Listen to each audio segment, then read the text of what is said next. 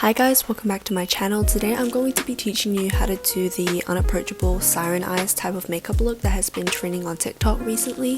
Now I've been doing makeup for about over a year now, so obviously the steps I'm going to be showing you might not be super professional, but this is just the type of steps that I would take in order to achieve this look. All the products that I use in this video will be linked in the description, and also make sure to comment if you have any questions. Without further ado, let's get started.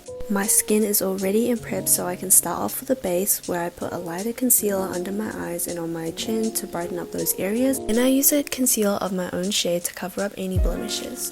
I let it sit for about a minute and then blend it in with a damp beauty blender.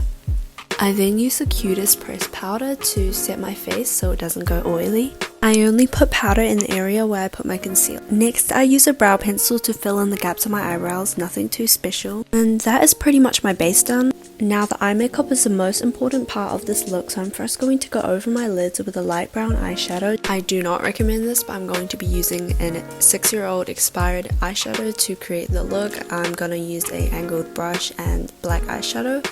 The key to this look is to focus the eyeshadow right above your lash line and gradually build out so it looks like a smoky eye effect. This also helps your eyeshadow blend in seamlessly with the eyeliner and lashes.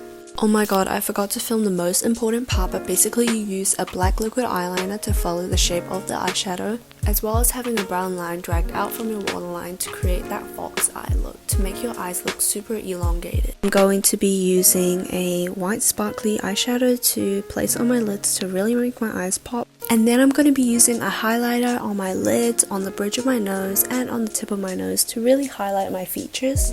After this, I use some contour with a flat brush to follow the natural shape of my nose to kind of create that button nose effect, as well as accentuating my nose. I put the contour underneath my nose and follow the shape of my nose bridge. Next, I'm going to use this $2 lash curler that works surprisingly really well to curl my lashes. I find it so funny to see the faces I make when I curl my lashes. The first mascara that I'm going to be using is waterproof, so my lashes stay up all day. I apply this from the root to the tip. Mom gave me this super weird mascara and the wand is so small, but it works so well for my bottom lashes. This is definitely the hardest part of the tutorial, but these lashes are so cute, it's so hard to resist. So basically I just put a half lash by putting on some glue, and I just shake the lashes to make sure that the glue is tacky and then try to put it on. It takes me so many attempts, but I eventually get there in the end. Make sure to use tweezers if you're doing this for the first time, because it definitely makes it much easier. You can totally skip this part, but I feel like lashes just make your eyes look so much cuter. Here I'm just using my fingers to adjust them. Lastly, I'm going to do the finishing touches by putting the highlighter on, because the shadow is not as good as the pencil.